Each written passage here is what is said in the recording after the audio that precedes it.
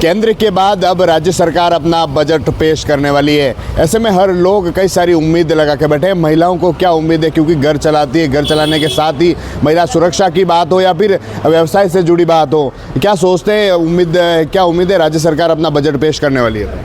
हमको राज्य सरकार से बहुत उम्मीद है, क्योंकि राज्य सरकार ने बहुत सारे वादे किए हैं। अभी चुनावी वर्ष क्या है तो सारी जनता को राज्य सरकार के ऊपर है। केंद्र का बजट तो आ ही गया है, पर केंद्र के बजट ने बहुत संतुलित बजट दिया है। तो राज्य सरकार की तरफ के उन्होंने चिरंजीवी योजना जो आयुष्मान भारत की तरफ ली है, जनधन योजना, विश्वकर्मा योजना और जितनी चालू योजना जो पिछली सरकार ने चलाई थी, उस योजना में वो कितने परिपक्वता ला रहे हैं। और जो महंगाई, जो सबसे बड़ा मुद्दा है पेट्रोल डीजल के भाव, उसके ऊपर भी हमारी सरकार की नज़र है कि पेट्रोल डीजल के भाव कितने कम कर रहे हैं। उज्ज्वला योजना जो गैस की टंकी के भाव का वादा किया है, आम जनता को भी गैस की टंकी के लिए कितना राहत मिलेगी।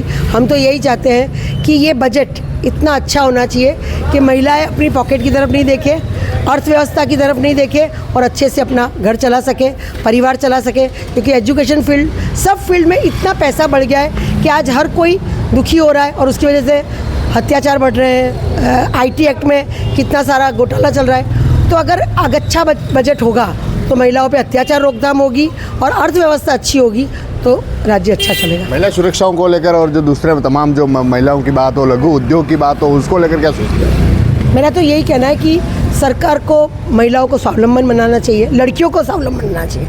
हम स्कूटी दे देते हैं, मोबाइल दे देते हैं, इससे कोई स्वावलंबन नहीं बढ़ता है। हम ये चाहते हैं कि लड़कियों को रोज़गार मिले और उसको प्रैक्टिकल नॉलेज दिया जाए कि लड़कियां, आजकल हमने एजुकेशन तो फ्री कर रखी है, पर पढ़ी लिखी लड़कियों को भी नौकरी नहीं मिल रही है। आज प्राइवेट कंपनियों में नौकरी कितनी मिलती है? लड़कियां बेचारी सुबह 8 बजे से जाती है, रात को 10 बजे तक आती है और सैलरी इतनी कम होती है। तो उनको स्वावलंबन बनाने के लिए उनको लोन प्रोजेक्ट करा जाए और वो अपना व्यवसाय खुद कर सके, छोटी छोटी स्कीम, लघु उद्योग स्टार्ट कर सके।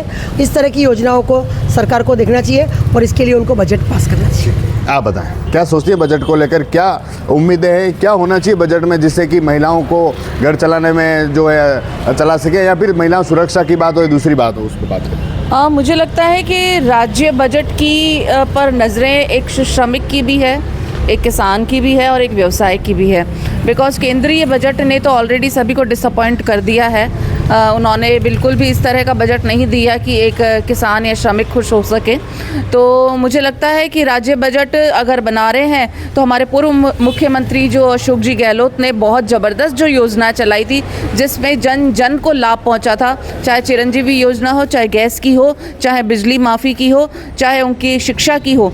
तो मुझे लगता है कुछ अच्छी योजनाओं को उनको ऑप्ट करना चाहिए और मैं खुद उत्साहित हूँ ये देखने के लिए कि वो महिलाओं के लिए, वो रोजगार के लिए, वो शिक्षा के लिए, वो श्रमिकों के लिए क्या योजनाएं लेकर आते हैं जिनसे हम सभी लाभान्वित हो सकें। अब गहलोत सरकार की बात कर रहे हैं, लेकिन उनकी तो फिर से जो योजना थी फिर से जांच बिठा दी गई है उनकी। तो देखिए, जांच बिठाना तो आप भी समझते हैं। अगर आप अपने दिल से पूछेंगे कि उन्होंने कितना काम किया है तो दिल से आवाज़ आएगी कि बहुत ज़बरदस्त काम किया है। जांच बिठाना और उस पर कार्रवाई करना, ये तो मोदी सरकार का हमेशा से एक पैतरा रहा है, जिसे हम सभी बहुत बखूबी जानते हैं। चाहे अच्छा करो चाहे बुरा, अगर आप विपक्ष में हो तो जांच तो बैठेगी। क्या लगता है क्या होना चाहिए महिला के उद्यम, महिलाओं को स्वावलंबी बनाने के लिए क्या हो सकता है, और किस तरह की इसको जो महंगाई है उस पर आप क्या सोचते हैं? बहुत कुछ हो सकता है, क्योंकि मैं खुद भी एक समाज सेविका भी हूँ और कांग्रेस से भी बिलोंग करती हूँ। मुझे पता है कि एक महिला के लिए सबसे ज़रूरी है उनके वोकेशनल स्किल सेंटर ओपन करना। तो राज्य सरकार को अपने खुद के स्किल सेंटर्स ओपन करने चाहिए। हमारे जैसे जो NGOs हैं वो गांव-गांव में जाकर उनको स्वावलंबी बनाने के लिए प्रयासरत हैं, लेकिन वो एक कंटिन्यूशन में नहीं आ पाता है क्योंकि सरकार से सपोर्ट नहीं मिल पाता है। तो हम यही चाहेंगे कि अगर स्वयंसेवी योजनाएँ जो हमारे NGOs हैं वो और सरकार दोनों मिलकर कुछ इस तरह से काम कर सके जिससे कि परमानेंटली एम्प्लॉयमेंट आ सके, तो यही उम्मीद है मुझे उनसे। आप बताएं, क्या सोचती हैं किस तरह का बजट चाहिए? डॉक्टर सैयद रिजवाना रिजवी, अभी मैं JJB बोर्ड में मेंबर भी हूँ, एडवोकेट हूँ। तो मैं चाहती हूँ कि सरकार दिया का हमारी चीज़ पेश कर दी तो महिलाओं के लिए बहुत ही वो सोच समझ के पेश करेगी।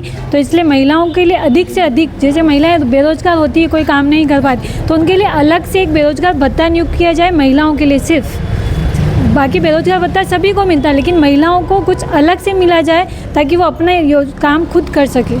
कानून के क्षेत्र की बात करें, आप कानून के क्षेत्र से जुड़ी हुई है, क्या लगता है आपको महिलाएं जिस तरह से आगे आ रही है, आज आपकी जो पेशे की बात करें तो उसमें भी आगे आती है, लेकिन किस तरह उसमें भी होना चाहिए जैसे आपकी पेशे की बात करें? महिलाएं हर क्षेत्र में आगे आ रही है, चाहे चांद से लेकर बात कर लो, ज़मीन से जुड़ी हुई है, हर जगह महिलाएं आगे हैं। तो अधिवक्ता के रूप में मैं कहना चाहती हूँ कि अधिवक्ता एक पेशा है जो हर तबके के वर्ग से जुड़ता है, चाहे अमीर हो या गरीब हो, लेकिन हर की मानसिकता ये होती है कि वो कैसे इनकम ऑफ सोर्सेस बढ़ाए। तो सरकार से यही चाहती हूँ कि हर वर्ग को देखते हुए, चाहे वो ज़मीन से जुड़ा हुआ किसान हो गया या शिक्षा से जुड़े हुए विद्यार्थी हो गए या कोई बिजनेसमैन हो गया, उन सभी को ध्यान में रखते हुए बजट पेश करें ताकि सभी वर्गों को लाभ मिल सके। आप बताएं क्या उम्मीद है? मैं एडवोकेट हूँ डिस्ट्रिक्ट कोर्ट उदयपुर में। मैं बस ये कहना चाहती हूँ, जैसे एम्प्लॉयमेंट के लिए बेरोजगार भत्ता वैसे पास होते हैं, वैसे ही एक एडवोकेट के लिए भी पास होना चाहिए, जिसकी वजह से ना जो न्यू एडवोकेट्स हैं वो भी, उनको भी कुछ ऐसे वो बेरोजगार ना रहें, क्योंकि न्यू एडवोकेट से उनको स्टार्टिंग में कोई भी पेमेंट नहीं मिलती, ना ही उनके सीनियर के थ्रू और ना ही वो खुद उनके पास क्लाइंट आते हैं। स्टार्टिंग में उनके लिए ना एडवोकेट्स के लिए कुछ ऐसा ही सॉल्यूशन होना चाहिए जिसकी वजह से उनको हर मंथ कम से कम 4-5 साल तो उनको कुछ पैसे मिले, जिसकी वजह से उनकी है ना इनकम वगैरह सोर्स अच्छी रहे, उनकी फैमिली भी अच्छी चले और जिससे उनकी अच्छी डेवलपमेंट भी हो पाए। और उसी की वजह से ही तो है ना, हम जैसे एडवोकेट, हमने भी न्यू जब थे हमें भी कुछ नहीं मिला, बट हम चाहते हैं हमारे जो पीछे भाई बहन हैं, जो भी एडवोकेट्स वगैरह हैं, उनको इस चीज़ का सामना ना करना पड़े, बेरोजगारी का सामना ना करना पड़े। आप बताएं क्या सोचती हैं बजट को लेकर, महिलाएं को क्या उम्मीद है, क्या होना चाहिए इस बजट?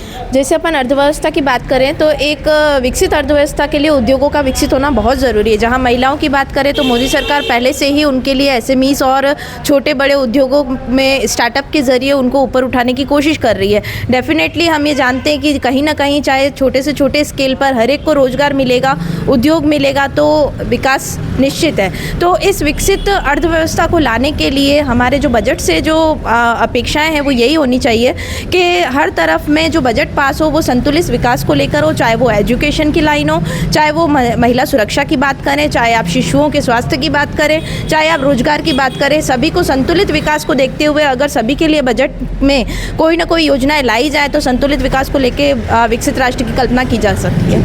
आप बताएं क्या सोचती हैं बजट को लेकर, क्या चाहती है इस भजनलाल सरकार में, कैसा बजट चाहती हैं आप? मुझे लगता है कि महिलाएं एक रीढ़ की हड्डी तो परिवार की है ही है, लेकिन साथ में मैं उन महिलाओं पे भी सरकार को कहना चाहूँगी फोकस करें जो विडो हैं, इंडिपेंडेंट सिंगल वुमेंस हैं, वो भी बड़ी मुश्किल से अपने परिवारों को चलाती हैं। तो उन्हें कहीं ना कहीं एक रिजर्वेशन कोटा उनका बढ़ाया जाए, उन्हें कई सारी ऐसी जगहों पे मौका दिया जाए जहाँ पे वो खड़ी होकर अपने परिवार को चला पाए, क्योंकि आज की डेट में हम ये बात तो बिल्कुल ही करते हैं कि एक आदमी के लिए भी मुश्किल हो जाता है घर चलाना, तो उसके लिए भी पति और पत्नी दोनों ही मेहनत करते हैं, तो उन्हें कहीं ना कहीं एक मौका देना चाहिए।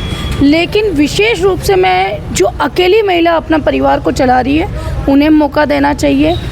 दूसरा, लोन्स को बहुत फ्लेक्सिबल कर देना चाहिए महिलाओं के लिए, प्लस उनको इंटरेस्ट में बहुत ज़्यादा छूट मिलनी चाहिए, नहीं तो इंटरेस्ट की लोडिंग ही उन्हें इतनी भारी पड़ती है कि वो उनको नहीं फुलफ़िल कर पाती हैं। तो जब तक हम उन पे इंडिपेंडेंसी नहीं डालेंगे तब तक हम सशक्तिकरण नहीं ला पाएंगे। एक मुद्दा और उठा था कि हमारे यहाँ पे बहुत सारे अपराध हो रहे हैं। अपराध का मेन मुद्दा है आर्थिक व्यवस्था।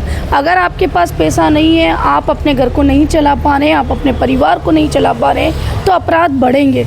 उन पे कानून लाने से, उन पे बर्डन डालने पे या फिर उन्हें सज़ा देने से उसका समाधान नहीं होगा, बल्कि हम ये पता करें कि ये अपराध हो क्यों रहे हैं। तो हम शिक्षा के अंदर, बेसिक शिक्षा के अंदर पहली चीज़ ही स्किल को डालें कि वो जब उस शिक्षा से बाहर निकले तब वो उस स्किल को लेके बाहर निकले। जैसे कि आप देखे होंगे कि हायर एजुकेशन के अंदर एक इंटर्नशिप को भी पे आउट मिलती है। तो जो बेसिक शिक्षाएं हैं 10th, 11th, 12th और उसके बाद ग्रेजुएशन के साथ उनको इंटर्नशिप दी जाए, उनके इंटरेस्ट के सब्जेक्ट पे उनको हम लोग ट्रेनिंग्स दें और उस समय पे वो बाहर निकलते हैं अपने परिवार को चला पाएँ। देखिए जो महिला हैं, कई सारी उम्मीद हैं जो भजनलाल सरकार से लगा कर बैठी है। चाहे महिला सशक्तिकरण की बात हो या फिर महिलाओं के हित की बात हो, तमाम जो बातें हैं वह महिलाएं जो हैं भजन लाल सरकार से उम्मीद कर रही है। TV9 के लिए राजेश डांगी।